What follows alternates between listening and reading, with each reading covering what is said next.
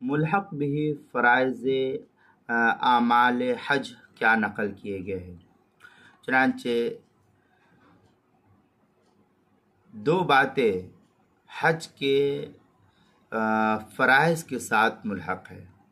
ان میں پہلا ہے وقوف عرفہ اور دوسرا ہے احرام۔ اب اس میں کہ وقوف عرفہ سے پہلے احرام کی حالت میں عورت سے صحبت نہیں کرنا، کیونکہ اگر وقوف عرفہ سے پہلے جماع پایا گیا، صحبت پائی گئی عورت کے ساتھ، تو پھر اس صورت میں حج فاسد ہو جائے گا، عورت کا بھی حج فاسد ہوگا اور مرد کا بھی حج فاسد ہو جائے گا، اور اس کی تلافی کی کوئی شکل نہیں ہوگی۔ دوسرا، پھر اس کے لیے دوسری مرتبہ حج ہی کرنا پڑے گا، کیونکہ اب وقت جا چکا ہے۔ البتہ وقوف عرفہ کے بعد جماع کی تلافی ممکن ہے، چنانچہ غنیۃ الناسک کے اندر ہے وَأُلْحِقَ بِالْفَرَائِضِ تَرْكُ الْجِمَاعِ قَبْلَ الْوُقُوفِ بِعَرَفَةٍ، یہ غنیۃ الناسک کی عبارت صفحہ 45 پر۔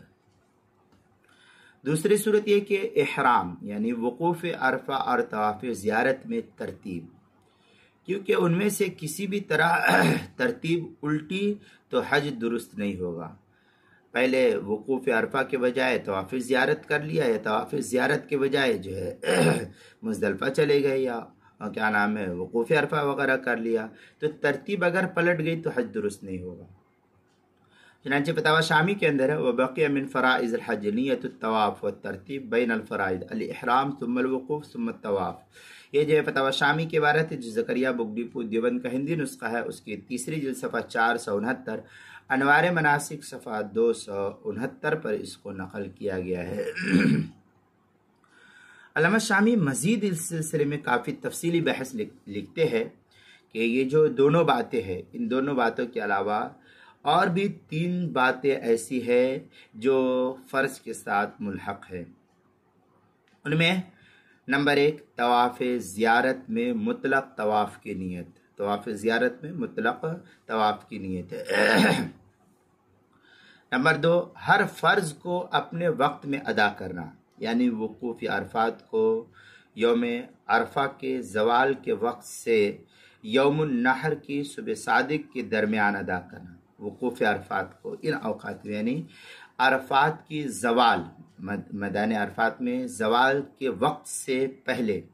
یوم النحر کی صبح صادق سے کے درمیان، زوال کے وقت سے یوم النحر کی صبح صادق کے درمیان وقوف عرفہ کو ادا کرنا۔ اس کے بعد عمر میں کبھی بھی طواف زیارت کرنا، اس کے بعد جس وقت آپ کو موقع ملے پھر جو ہے طواف زیارت کر لیجیے، یہ وقت ادائیگی فرض کے لیے ہے، ورنہ طواف زیارت کی واجب ادائیگی کا وقت 12ویں ذی الحجہ کے غروب تک ہے، جبکہ کوئی عذر نہ ہو تب۔ یہ 2 صورتحال ہے۔ جب اگر آپ کو نہ سمجھ میں آئے تو جو علماء حج کیے ہوئے ہیں ان علماء سے رابطہ کر کے مسائل کو معلوم کیجیے، جو عالم حج نہیں کیے ہوئے ان سے مسئلے کو نہیں معلوم کیجیے۔ نمبر 3،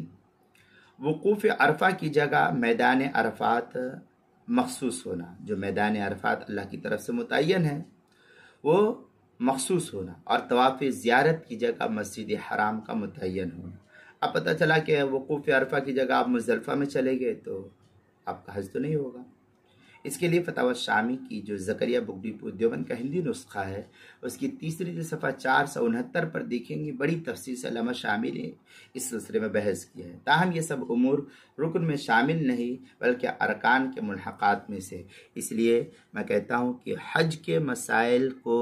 بطور خاص جو حج کے سلسلے میں ہے وہ انہی علماء سے معلوم کیجئے جو حج کیے ہوئے ہیں۔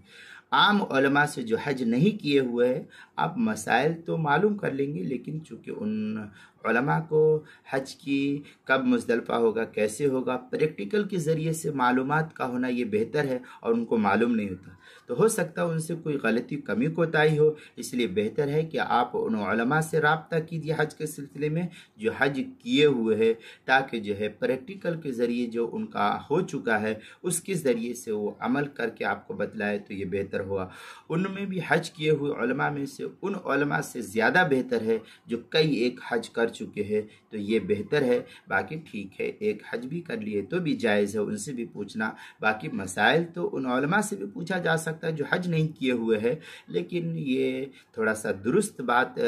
نہیں ہوتی ہے، کیونکہ پریکٹیکل کے ذریعے جو کام کیا جاتا ہے وہ زیادہ بہتر ہوتا ہے۔ باقی جائز اور درست ہے، کسی بھی عالم سے حج کے سلسلے میں مسائل معلوم کر لیجئے تو جائز ہے، لیکن میرا نظریہ یہ ہے کہ حج کیے ہوئے عالم سے حج کے مسائل کو معلوم کرنا یہ افضل ہے۔ چنانچہ یہ تھوڑی سی بحث جو ہے کتاب المسائل کی 3 جلد، عنوان ہے ملحق بھی فرائض اعمال، اس کے تحت جو اس کو نقل کیا وہاں دیکھ سکتے ہیں۔